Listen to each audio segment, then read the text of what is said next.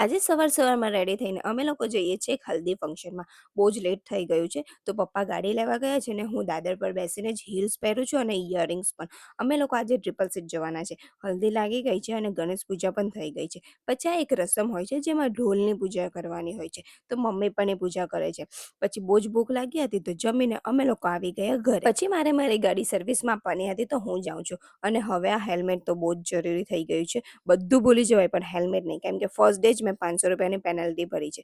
એટલે પછી પપ્પા લઈને આવ્યા મારા માટે આ રેડ કલરનું હેલ્મેટ. પણ શું કરી શકીએ, ફેશનને સાઈડ પર મૂકીને હેલ્મેટ તો પહેરવું જ પડે, ભલે પછી જોકર કેમ ના લાગીએ.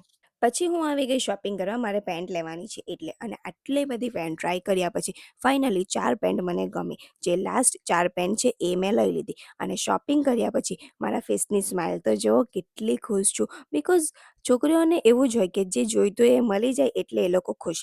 હવે આટલી બધી શોપિંગ કરી હોય અને આટલી ગરમીમાં મહાલક્ષ્મીનો ફેમસ થીક શેક તો પીવું જ પડે. પછી મેં વિચાર્યું રાંદેર સુધી આવ્યા જ છે તો રાંદેરના ફેમસ ખાવસા પણ ખાઈ લઈએ. તો હું આવી ગઈ રાંદેરના ફેમસ ખાવસા ખાવા, અને સુંદર સુંદર સ્કાય જોતા જોતા હું પહોંચી ગઈ ઘરે. અને આજે ડિનરમાં છે કઢી પુલાવ.